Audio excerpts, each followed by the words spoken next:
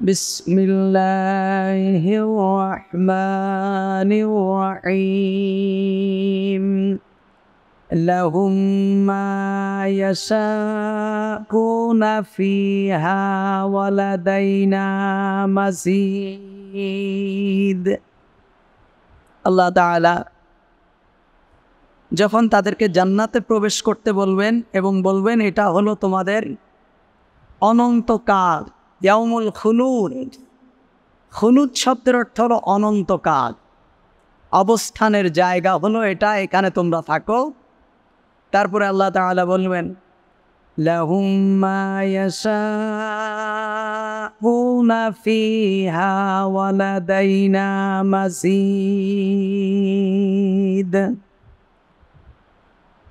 সেখানে তারা যা চাইবে তা তাদের জন্য মওজুদ থাকবে এবং আমার কাছে আরও বেশি আছে। আল্লাহ তাআলা বলছেন জান্নাতের ভিতরে তারা যা চাইবে সেখানে তাদের জন্য মওজুদ থাকবে।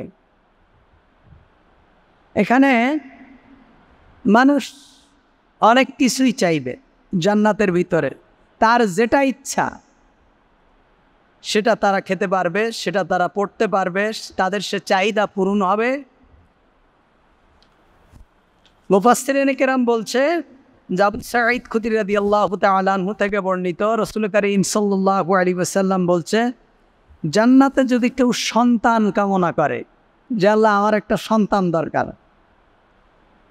দুনিয়ায় সন্তান তো খুব আদরের জিনিস, জান্নাতে গিয়ে কেউ যদি সন্তান কামনা করে তাহলে তাকে জান্নাতের ভিতরে সন্তান দেওয়া হবে। তবে গর্ভধারণ এবং প্রসব বেদনা এবং সন্তানের যে ছোট থেকে বড় করা, লালন পালন করার যে কষ্ট, এগুলো থাকবে না। সন্তান হবে হয়েই সে ব্যক্তি, একটা নারী গর্ভধারণ করার সাথে সাথে সন্তান হবে, সেটা বড় হয়ে যাবে। সুবহানাল্লাহ। মানে চাইবে কিন্তু চাওয়ার মধ্যে কোনো কষ্ট থাকবে না। আল্লাহ তাআলা তারপরে বলছেন ওয়াকাম আহলাকনা ক্বাবলাহুম মিন কারনিন হুম আশাদ্দু মিনহুম বাতশান ফানাক্কাবু ফিল বিলাদ হাল মিন মাঈস। আর আমি ধ্বংস করে দিয়েছি কতই না মানব গোষ্ঠীকে তাদের আগে, যারা ছিল শক্তিতে এর থেকে অধিক প্রবল এবং যারা দুনিয়া নগর বন্দরগুলো বিচরণ করে বেড়াতো। থাকলো কি তাদের কোনো আশ্রয়স্থল? আল্লাহ তাআলা মক্কার কাফেরদেরকে বলছেন, তারা যখন এই পরকালীন জীবনকে অস্বীকার করে, পরকালীন জীবনকে তারা যখন স্বীকার করে না, মিথ্যা মনে করে যে এটা আবার কিভাবে সংগঠিত হবে, এগুলো যখন তারা বলে, আল্লাহ সুবহানাহু ওয়া তাআলা বলছেন যে তোমাদের পূর্বে বহু মানব গোষ্ঠী ছিল যারা বিশাল শক্তি সামর্থ্যের দিক থেকে খুব বেশি, বুদ্ধিমত্তার দিক থেকে তারা অনেক বেশি, তাদেরকে আমি ধ্বংস করে দিয়েছি। আমরা এখন এই সময় এসে আমরা একটা কথা কিন্তু খুব শুনি, যেটা খুব ডিজিটাল যুগ, খুব আধুনিক যুগ, মানুষ এখন আধুনিক হয়েছে, ইতিপূর্বের মানুষ কিছু বুঝতো না। এটা ভুল, এটা ভুল ধারণা। আজ থেকে হাজার হাজার বছর আগে মানুষের যে শক্তি ছিল, তাদের যে বুদ্ধি ছিল, তাদের যে মেধা ছিল, তার 1000 ভাগের 1 ভাগ বুদ্ধি মেধাও আমাদের নেই। এখন যদি মনে করেন এক বস্তা সিমেন্ট 20 তলার উপরে সমপরিমাণ জায়গার উপরে যদি আপনি উঠান, 20 তলা সমপরিমাণ কত? একটা ছাদের থেকে আরেকটা ছাদের ডিস্টেন্স কতটুকু হয়? 10 ফিট, 11 ফিট, তাহলে 20 তলা অনুযায়ী 200 ফিট। তো এক বস্তা সিমেন্ট যদি আপনি 200 তলা উঠাতে চান, তাহলে কি দিয়ে উঠায়? ক্রেন দিয়ে উঠায়, যন্ত্র দিয়ে উঠায়। একটা মানুষ মাথায় করে 20 তলার উপরে 2 মণ ওজন, 100 কেজি ওজনের একটা সিমেন্টের বস্তা উঠাতে পারে না। কিন্তু আল্লাহ তাআলা ইতিপূর্বে যে জাতিগুলোকে ধ্বংস করে দিয়েছেন, ইরমা যাতিল ইমাদ, বিভিন্ন জাতিকে যে আল্লাহ ধ্বংস করে দিয়েছেন, আদ জাতি, সামুদ জাতি, এরা এত পরিমাণ শক্তিশালী ছিল যে 500-700 ফিট উপরের মধ্যে কোনো যন্ত্র ছাড়া টন টন ওজন, এক একটা পাথর বহন করে নিয়ে যাইতে হয়। সুবহানাল্লাহ। এই যে মিশরের যে পিরামিড, যেগুলো সারা দুনিয়ার আশ্চর্য, সপ্তম আশ্চর্যের একটা আশ্চর্য, এই পিরামিডগুলো যে তৈরি করা হয়েছে তখন কি ছিল? কত হাজার বছর আগে। মুহাম্মদুর রাসূলুল্লাহ সাল্লাল্লাহু আলাইহি ওয়াসাল্লামেরও হাজার হাজার বছর আগে যেটা তৈরি করা হয়েছে। তাহলে মুহাম্মদ সাল্লাল্লাহু আলাইহি ওয়াসাল্লাম পৃথিবীর থেকে গেছেন ১৫০০ বছর আগে, যখন কোনো প্রযুক্তি ছিল না, কিচ্ছু ছিল না। এই যে মাটির নিচে যে লাশগুলো এখন পাওয়া যাচ্ছে, মমি, এগুলো ৫,০০০ ৭,০০০ বছর আগে একটা লাশ বাক্সের মধ্যে রেখে তারা বাক্সবন্দি করেছে। ৫,০০০ বছর আগেকার একটা লাশ পচে যায়নি। কোন প্রযুক্তি তারা ব্যবহার করেছে, কোন মেডিসিন তারা ব্যবহার করেছে। আমাদের সবাই এখন বিভিন্ন ধরনের পাউডার, ফরমালিন, এগুলো দিয়ে একটা লাশকে সাধারণত বিদেশে মারা গেলে দেশে আনা পর্যন্ত অথবা ১ মাস ২ মাস ৩ মাস কোনো রকম হয়তো মমি করে রাখা যায়। কিন্তু হাজার বা হাজার বছর আগে একটা লাশ, তাদের কাছে কোনো প্রযুক্তি ছিল না, তাদের কাছে আধুনিক বিজ্ঞান ছিল না। আল্লাহ তাআলা তাদেরকে কী মেধা দিয়েছিলেন, কী মেডিসিন তারা আবিষ্কার করেছিল, যে একটা লাশের মধ্যে দিয়ে বাক্সের মধ্যে রেখে দিয়েছে। এই তো কিছুদিন আগে ৫,০০০ বছর পুরাতন, তারা বলছে একটা লাশ বের করেছে, পচেনি। সুবহানাল্লাহ বলবেন না? এই জন্য আমরা মনে করি আমরা খুব বুদ্ধিমান, আমরা খুব ভালো জানি, আমরা খুব আধুনিক, আমরা আমাদের এগুলো হলো ভুয়া। আমাদের থেকেও অনেক আধুনিক ছিল তারা, আমাদের থেকেও তারা অনেক বুদ্ধিমত্তার অধিকারী ছিল, আমাদের থেকেও তারা শক্তিশালী ছিল, আমাদের থেকেও তারা মেধাবী ছিল। আমাদের থেকে আমাদের দেশের, আমাদের এই পৃথিবীর, বর্তমান পৃথিবীর মানুষ তো সভ্য। বর্তমান পৃথিবীর মানুষ সভ্য। হাজার হাজার বছর আগে যখন নবীরা এসে এই পৃথিবীতে রাজত্বগিরি করেছে, তখন প্রত্যেকটা কওমের মানুষ অসভ্য ছিল। এই অসভ্য, নির্লজ্জ, বর্বর একটা জাতিকে তাওহীদের শিক্ষা দিয়ে নবীরা শাসন করে এই পৃথিবীর থেকে চলে গিয়েছে। এত সহজ ব্যাপার না। এজন্য আল্লাহ সুবহানাহু ওয়া তাআলা বলছেন যে ইতিপূর্বে আমি তোমাদের থেকে বড় বড় শক্তিশালী জাতিকে ধ্বংস করেছি। ইন্না ফি যালিকা লাযিকরা লিমান কানা লাহু কলবুন আও আলকাস সামআ ওয়া হুয়া শাহীদ। নিশ্চয় এতে রয়েছে নিশ্চিত শিক্ষা তার জন্য যার আছে হৃদয়, অথবা সে কান পেতে শোনে এমত অবস্থায় যে সে হয় মনোযোগী। বলছে আমি যে এই জ্ঞানের কথাগুলো আমি যে তোমাদেরকে বলছি, এটা ওই সমস্ত ব্যক্তিদের জন্য শিক্ষণীয়। ওই সমস্ত ব্যক্তিরা এটা বুঝবে যাদের বোধশক্তি আছে, যাদের বোধশক্তি আছে, যারা জ্ঞান আছে, অথবা কান পেতে শোনার, অর্থাৎ মনোযোগ সহকারে এটা শোনে, এটা নিয়ে চিন্তা করে, এটা নিয়ে অনুধাবন করে, চোখ বুজে চিন্তা করে, আত্মসমালোচনা করে যে আমি যদি আজকে মরে যাই, কালকে আমার কি হবে? আমার তো কেউ থাকবে না, কেউ আমার হিসাব নেবে না, কেউ আমার হিসাব দেবে না, আমার একা একা কবরে রেখে আসবে, সবাই তো চলে আসবে যাচ্ছে মতো, আমি ওর ভিতরে কিভাবে থাকব? আল্লাহ তাআলা আমার সাথে কি আচরণ করবেন? ওর ভিতরে আমার কেউ থাকবে না।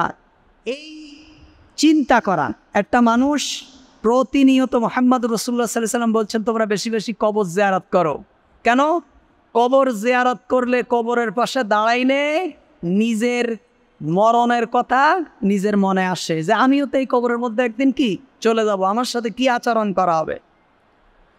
এজন্য বেশি বেশি চিন্তা করা আল্লাহ সুবহানাহু ওয়া তাআলা। আল্লাহ তাআলা বলছেন এই সমস্ত তাদের জন্য যারা চিন্তা করে, যাদের বোধশক্তি আছে। ওয়ালাকাদ খালাকনাস সামাওয়াতি ওয়াল আরদা ওয়া মা বাইনাহুমা ফি সিত্তাতি আইয়াম ওয়া মা মাসসানা মিন লুব। আল্লাহ তাআলা বলছেন এই আসমান এবং জমিন, এই আসমান এবং জমিন এবং এই দুইয়ের মাঝে যা কিছু আছে সব কিছুকে আমি আল্লাহ সুবহানাহু ওয়া তাআলা 6 দিনে সৃষ্টি করেছি। কয় দিনে? 6 দিনে। সুবহানাল্লাহ। ওয়া মা মাসসানা, আর আমাকে স্পর্শ করেনি মিল্লু, কোনো ক্লান্তি। আল্লাহ তাআলা বলছেন যে তোমরা যে বলছো কাফেররা বলছে যে মানুষ মরে যাবে, পচে যাবে, হাড্ডি হয়ে যাবে, নিশানা থাকবে না, চিহ্ন থাকবে না, এ থেকে আল্লাহ তাআলা মানুষকে কিভাবে বানাবে? আল্লাহ তাআলা বলছেন এই আকাশ এবং জমিন এবং এই দুইয়ের মাঝে যা কিছু আছে সব কিছু আমি মাত্র 6 দিনে সৃষ্টি করেছি এবং এগুলো সৃষ্টি করতে গিয়ে আমার কোনো ক্লান্তি আমাকে স্পর্শ করেনি। সুবহান, আমি ক্লান্ত হয়নি। তো সুতরাং এই বিশাল আকাশ এবং জমিন এবং এই দুইয়ের মাঝে যা কিছু আছে এগুলো যদি আমি আল্লাহ সৃষ্টি করতে পারি এবং তোমাদের যখন অস্তিত্ব ছিল না তখন থেকে যদি তোমাদেরকে সৃষ্টি করে আমি এই পৃথিবীতে পাঠাতে পারি, তোমরা মরণের পরেও তোমাদেরকে আমি আবার পুনরায় কি করতে পারবো? সৃষ্টি করতে পারবো।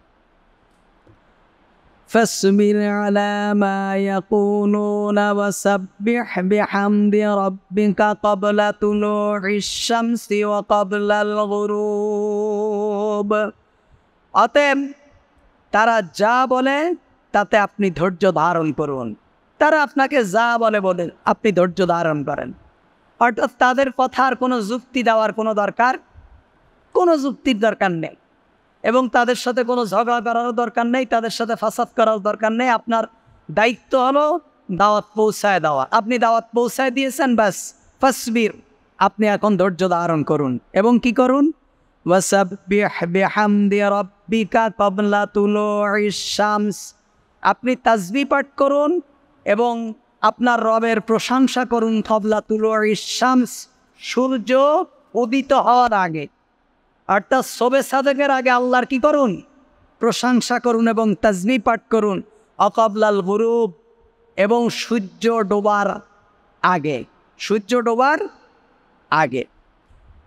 এবং অমিনাল লাইলি ফাসাব্বিহু আদবারাস সুজুদ, আর রাতের অংশে ও তার পবিত্রতা মহিমা ঘোষণা করুন এবং নামাজের পরেও। এই আয়াতের দ্বারা মুফাসসিরিনে কেরাম বলছেন যে আল্লাহ তাআলা বলছেন যে ক্বাবলা তুলুইশ শামস, সূর্য উদিত হওয়ার আগে আল্লাহর কি করো? প্রশংসা করো, আল্লাহর তাসবিহ পাঠ করো। এই ক্বাবলা তুলুইশ শামসি, সূর্য ওঠার আগে আল্লাহর তাসবিহর অর্থ হলো ফজরের সালাত আদায় করো। কিসের সালাত? ফজরের সালাত। আর ক্বাবলাল গুরুব, এবং সূর্য ডোবার আগে তোমরা আল্লাহর তাসবিহ করো। তার মানে কি? জোহর এবং আসরের সালাত আদায় করো। তাহলে ফজরের সালাত কখন? সূর্য ওঠার আগে। আর সূর্য ডোবার আগে আল্লাহর তাসবিহ মানে জোহর এবং আসর। অমিনান লাইল, এবং রাতে, রাতে কোনটা? মাগরিব এবং ইশা। তার মানে মাগরিবের সালাত হয় কখন? রাতে। এখন একটা বিরাট ফিতনা আমাদের যারা বিশেষ করে অনলাইন ঘাটাঘাটি করে তারা জানে, এক শ্রেণীর বেদাতি, এক শ্রেণীর মুশরিক দাঁড়িয়ে গেছে। এর মধ্যে কিছু আছে, ওই একটা আছে বাবা জাহাঙ্গীর, এরা বলছে যে নামাজ বলে কিছু নেই, নামাজ বলে কিছু নেই। এবং আহলে কোরআন যারা, এরা ওই ওয়াক্তীয় সালাতের উপরে কোনো, আহলে কোরআনরাও এই সালাতকে বিশ্বাস করে না। এবং মুহাম্মাদুর রাসূল, তারা যেহেতু হাদিসকে বিশ্বাস করে না, তারা নিজেদেরকে আহলে কোরআন দাবি করে। সেহেতু মুহাম্মাদুর রাসূলুল্লাহ সাল্লাল্লাহু আলাইহি ওয়াসাল্লাম যে মেরাজে গিয়েছিলেন, মেরাজ থেকে সালাত নিয়ে এসেছেন, ওরা এটা বিশ্বাস করে না, যেহেতু তারা হাদিস মানে না। এই জন্য তারা বলে আল্লাহ তাআলা কোরআনুল কারীমের ভিতরে সরাসরি 5 ওয়াক্ত সালাতের কথা বলেননি। এখন কোরআন সব বিষয় একেবারেই সরাসরি বলেনি, কোনো কোনো বিষয় সরাসরি বলেছেন, কিন্তু সব বিষয়কে আল্লাহ তাআলা সরাসরি বলেননি। যেমন দাড়ি রাখার কথা কি কোরআনে আছে? আছে? ডাইন হাত দিয়ে ভাত খেতে হবে, এটা কোরআনুল কারীমে আছে? তাহলে কি? এরকম হাজার হাজার জিনিস যেগুলো কোরআনুল কারীমের ভিতরে নেই। আল্লাহ তাআলা কোরআনুল কারীমে আয়াত নাযিল করে দিয়েছেন, ইন কুনতুম তুহিব্বুনাল্লাহ ফাত্তাবিউনি ইউহিব্বুকুমুল্লাহ, যদি তোমরা আল্লাহকে ভালোবাসতে চাও মুহাম্মাদুর রাসূলুল্লাহর অনুসরণ করো। আল্লাহ তাআলা কোরআনে কারিমে বলতে আতিউল্লাহ ওয়া আতিউর রাসূল, তোমরা আল্লাহর আনুগত্য করো, রাসূলের আনুগত্য করো। আল্লাহ কোরআনে বলছে আইন তুতিউ তাহতাদু, যদি তোমরা রাসূলের আনুগত্য করো তাহলে তোমরা কি হেদায়েত প্রাপ্ত হবে। এখন আল্লাহ কোরআনে বলে দিয়েছেন রাসূলের আনুগত্য করতে। এখন রাসূলের আনুগত্য কি? রাসূলের আনুগত্য হলো ডান হাত দিয়ে খাওয়া, রাসূলের আনুগত্য হলো দাড়ি রাখা, রাসূলের আনুগত্য হলো মোষ ছোট করে ফেলা, রাসূলের আনুগত্য হলো ডান কাতে শোয়া, রাসূলের আনুগত্য হলো শোয়ার সাথে শোয়ার সময় দোয়া পড়া, রাসূলের আনুগত্য হলো বাথরুমে যাওয়ার সময় বাম পা দিয়ে যাওয়া, বের হওয়ার সময় ডান পা দিয়ে বের হওয়া। রাসূলের আনুগত্য মানে ঘরে প্রবেশ করার সময় ডান পা দিয়ে প্রবেশ করো, বাম পা দিয়ে বের হও। রাসূলের আনুগত্য মানে মসজিদে ঢোকার সময় দোয়া পড়ো, রাসূলের আনুগত্য মানে মসজিদ থেকে বের হওয়ার সময় দোয়া পড়ো। মুহাম্মদুর রাসূলুল্লাহ সাল্লাল্লাহু আলাইহি ওয়াসাল্লামের উপরে যে কোরআন নাযিল হয়েছে, এ কোরআনে তো এই গোটা বিশ্বের মানব গোষ্ঠীর যে লক্ষ কোটি যে সমস্যা, সমস্ত সমস্যাগুলো যদি এই নাম ধরে ধরে ধরে ধরে যদি কোরআনে বলে দিত, তাহলে তো এই কোরআন 30 পারা না 3000 পারা হইতো। মুহাম্মদুর রাসূলুল্লাহর আনুগত্য করো। এখন মুহাম্মদুর রাসূলুল্লাহ সাল্লাল্লাহু আলাইহি ওয়াসাল্লাম কোনটা আনুগত্য করা, রাসূল কোনটা কল্যাণ কোনটা অকল্যাণ, রাসূল সাল্লাল্লাহু আলাইহি ওয়াসাল্লাম সবগুলো বিস্তারিতভাবে কি করেছেন? বর্ণনা করেছেন। সুতরাং আমরা কোরআন বুঝতে হলে মুহাম্মদুর রাসূলুল্লাহ সাল্লাল্লাহু আলাইহি ওয়াসাল্লামের হাদিস বুঝতে হবে। এজন্য বহু ধরনের ফিতনা। এখন পীর ওরা নাকি বুজুর্গ, তা ওদেরকেও দরবেশ বলা হয়। পুরো পীর মানে কি? দরবেশ না? তা এক দরবেশ এখন জেলের মধ্যে আছে না? তো এই দরবেশ আর ওই দরবেশের মধ্যে কোনো পার্থক্য আছে নাকি? এও চোর ও চোর, এও ডাকায় তো ডাকায়, এ হইলো ব্যাংকের টাকা চুরি করে আর পাবলিকের টাকা চুরি করে, সব হইলো চোর। বরং এই চোর এই দরবেশ কিয়ামতের দিন আল্লাহর কাছে নাজাত পাইলেও পাইতে পারে, কিন্তু এই ধর্ম চোর দরবেশ যারা আছে এদের নাজাতের কোনো অছিলা নেই। এরা একেবারে সরাসরি আল্লাহ এবং তার রাসূলের দুশমন। এই জন্য দরবেশ এখন গালি হয়ে গেছে মানুষের কাছে। দরবেশ বললেই বোঝে বাংলাদেশে একজন দরবেশ ছিল, কিন্তু আমরা 30-40 বছর আগে দরবেশের কথা শুনলে মনে করতাম ওরে বাবা ইনি হলেন একদম ফার্স্ট ক্লাস আল্লাহর ওলি। ঠিক না? ঠিক। তো এই হলো কাহিনী। সুতরাং ধর্মের মধ্যে ধর্ম না জেনে ধর্মের ব্যাখ্যা করা এটা চরম গুমরাহি। আল্লাহ রাসূল বলেছেন, তিরমিজির একটা বর্ণনা, মান ক্বালা মিনাল কোরআনি বিগাইরি ইলমিন ফালিয়াতাবাওয়া মাকআদাহু মিনান নার। যে ব্যক্তি কোরআন না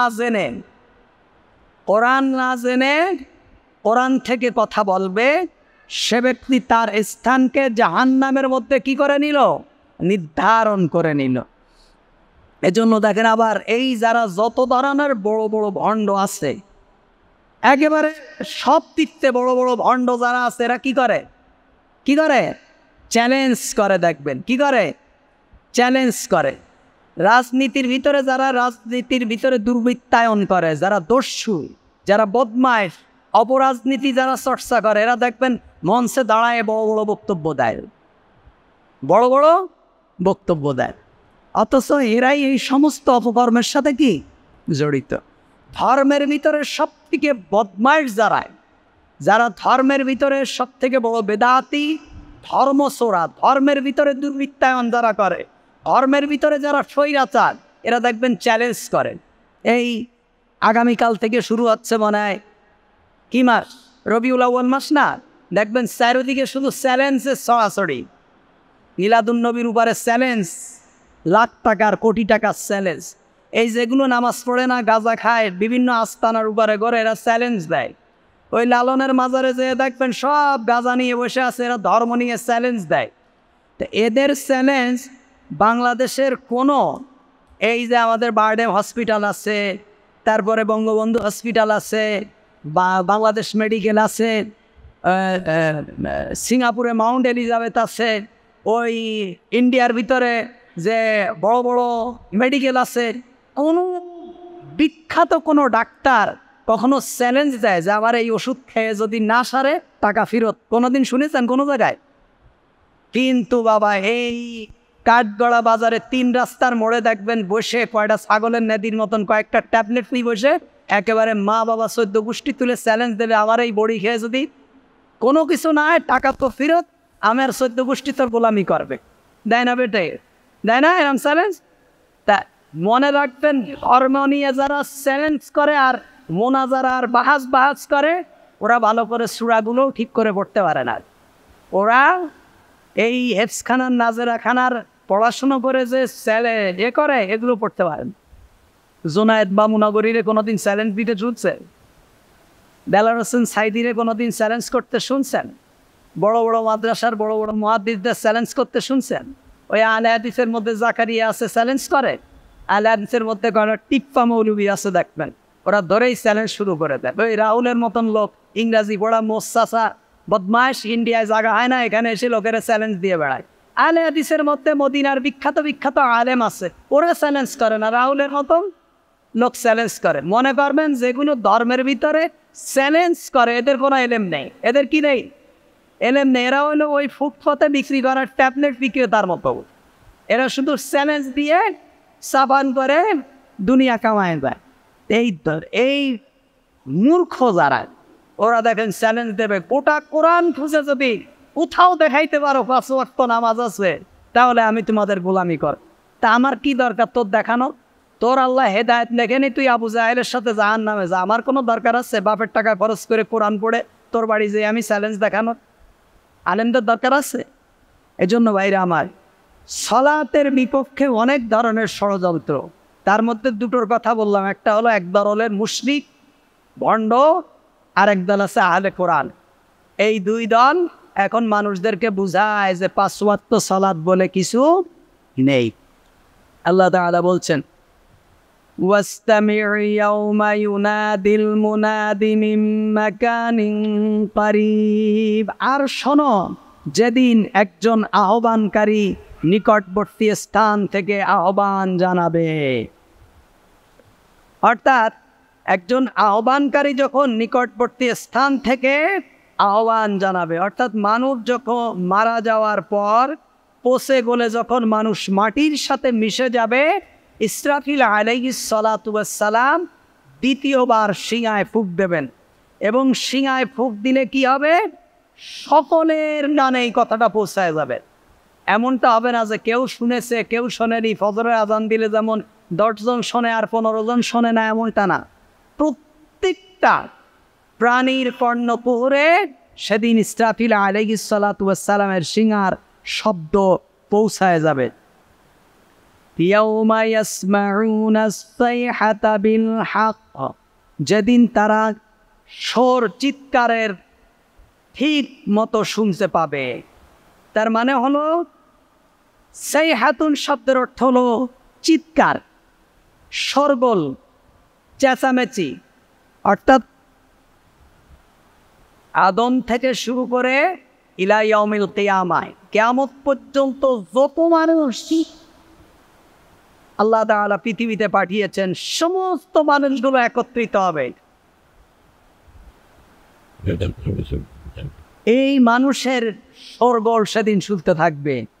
কেউ তো বুঝতে পারবে সে জাহান্নামী, কেউ বলবে জান্নাতি। মানে মানুষের একটা, প্রত্যেকের মধ্যে এই যে একটা অবস্থা, এটা একটা শোরগোল চেঁচামেচির মতো হবে। এই জন্য বলছে সাইহা। প্রত্যেকেই সেদিন মানুষের এই শোরগোল এবং কোলাহলগুলো সেদিন মানুষ শুনতে পাবে। তারপরে কি করবেন? যালিকা ইয়াউমুল খুরুজ, সেটাই হবে মৃত্যুদের কবর থেকে বের হওয়ার দিন। যেদিন চারিদিকে শুধু শোরগোল শোনা যাবে, এদিনই আমরা হাসরের মাঠে জমা হওয়ার দিন। ইন্না নাহনু নুহয়ি ওয়া নুমীতু ওয়া ইলাইনাল মাসীর, নিশ্চয় আমি জীবন দেই এবং মৃত্যু দেই, আর আমার কাছেই সকলের ফেরার জায়গা। আল্লাহ তাআলা বলছেন জীবনও আমি দেই, মৃত্যু কি দেই? আমি দেই, এবং সকলকে আমার কাছেই ফিরে আসতে হবে। ইয়াউমা তাশাক্কাকুল আরদু আনহুম সিরাজ, যেদিন বিদীর্ণ হবে পৃথিবী, তারা তা থেকে ছুটে বেরিয়ে আসবে। জমিনকে যখন বিদীর্ণ করে দেওয়া হবে, অর্থাৎ জমিন তার মুখ খুলে ফেলে দেবে। ইজা জুলজিলাতিল আরদু জিলজালাহা ওয়া আখরাজাতিল আরদু আসকালাহা, সব কিছু মাটি থেকে বেরোয় আসবে। কবর তার মুখকে খুলে দেবে, অর্থাৎ দরজা খুলে যাবে। সিরা সিরা আল্লাহ তাআলা বলছেন তখন কি হবে? সুরা। সিরা মানে সুরা। আরবিয়ানরা কোনো কাজ বললে আমরা বলি কুইকলি আসো, কুইকলি।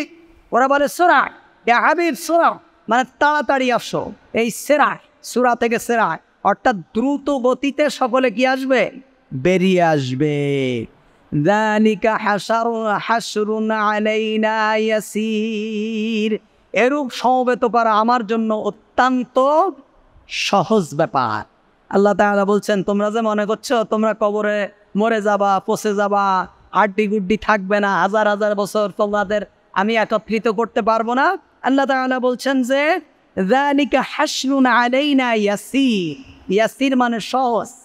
আল্লাহ তাআলা বলছেন এই সকলকে একত্রিত করা আমার জন্য একদম কি সহজ ব্যাপার, এটা আমার জন্য কঠিন ব্যাপার না। নাহনু আ'লামু বিমা ইয়াকুলুন, আমি জানি সে সম্পর্কে যা তারা বলে। অর্থাৎ কাফিররা যা বলে, যা বলবে, যা বলেছে সব সম্পর্কে আল্লাহ তাআলা কি ওয়াকিফাল। ওমা আনতা আলাইহিম বিজব্বার, এবং আপনি তাদের উপর বল প্রয়োগকারী নন। তারা আপনার কথা না মানলে আপনি তাদের উপরে কি করবেন না? প্রেশার দেবেন না। আমরা মানুষদেরকে ভালো কাজের দিকে আহ্বান করব, মানুষদেরকে ভালো কাজের দিকে কি করব? দাওয়াত দেব। আমাদের দেশের তবলিগের মানুষরা তবলিগে যায়, তবলিগে যেয়ে কি মানুষ ওই বলে যে ভাই আসেন একটু নামাজ পড়ি, যদি না পড়ে তাহলে কি মাইশ শুরু করে নাকি? না। আল্লাহ তাআলা মুহাম্মদুর রাসূলুল্লাহকে বলছেন ইন্নাকা আনতা মুযাক্কির লাস্তা আলাইহিম বিমুসাইতির। আল্লাহ তাআলা বলছেন আমি আপনাকে উপদেশ দানকারী হিসাবে পাঠাইছি, আমি আপনাকে দারোগা বানায় পাঠাইনি। অর্থাৎ আপনি বল প্রয়োগ করবেন, কেউ নামাজ না পড়লে তারে লাঠি দিয়ে পিটাবেন, তারপরে কেউ রোজা না রাখলে তারে মেরে গ্রাম থেকে বের করে দেবেন, কেউ যদি এটা না, এটা আপনি করবেন না, কারণ আমি উপদেশ দেওয়ার জন্য আপনাকে বলেছি। যদি তারা উপদেশ গ্রহণ না করেন আপনি ক্ষান্ত হয়ে যান। আপনি কি হয়ে যান? ক্ষান্ত হয়ে যান। ওমা আনতা আলাইহিম বিজব্বার, আপনি তাদের উপরে, তাদেরকে আপনি নসিহাত করবেন। আপনি তাদের উপরে, জব্বার শব্দের অর্থ হলো বল প্রয়োগকারী, আপনি তাদের উপরে বল প্রয়োগ করবেন না। অর্থাৎ তাদের উপরে কোনো ধরনের প্রেশার দেবেন। আপনি কোরআনের দাওয়াতটা তাদের কাছে পৌঁছায় দেন, তারা মানে না, ব্যাস তাদেরকে ছেড়ে দেন। তাদের উপরে কোনো ধরনের প্রেশার আপনি দিয়েন না। আল্লাহ তাআলা বলছেন ফাযাক্কির বিল কুরআন মান ইয়াখাফু ওয়াঈদ, অতএব আপনি এই কোরআন দ্বারা তাকে উপদেশ দিতে থাকুন যে আমার আযাবের সতর্কীকরণের ভয় করে। অর্থাৎ আল্লাহ তাআলা বলছেন যে আপনি উপদেশ তাদেরকে দিতে থাকেন কোরআন দিয়ে, তারা যদি না মানে তাহলে আপনার কোনো কিছু করার নেই, আপনার কোনো কিছু কি নেই, করার নেই। সেদিন একটা ওয়াজ শুনলাম গত 2 দিন আগে। আবু তালেব রাসূল করিম সাল্লাল্লাহু আলাইহি ওয়াসাল্লামের যে চাচা, ওয়াজ যিনি করছেন উনি ঢাকা ইউনিভার্সিটির একজন শিক্ষক, ফার্সি বিভাগের অধ্যাপক খুব সম্ভব, শিয়া আর কি। ওরা আবু তালিবকে কাফের বলতে কি নেই, রাজি নেই। ওরা আবু তালিবকে আবু তালিব আলাইহিস সালাম বলে। তার মানে কি, তারা আবু তালিব যে কাফের এটা তারা বিশ্বাস করে না।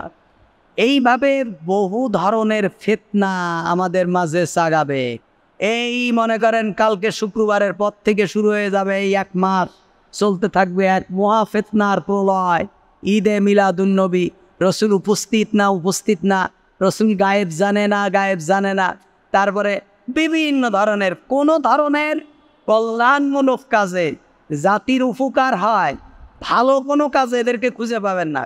এই যে হাজার হাজার লক্ষ লক্ষ মানুষ ত্রাণের অভাবে মরে যাচ্ছে, এদের কোনো ভূমিকা নেই।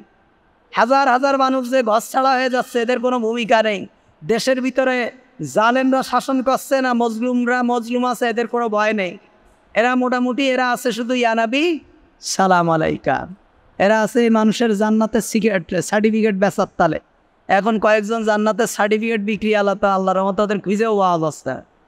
এই জন্য বলছি এগুলো দিন না, আমরা যেগুলোকে দিন মনে করি এগুলো কি না? দিন না। কোরআন এবং সুন্নাহর বাইরে কোনো কিছু আমাদের জন্য দিন হতে পারে না।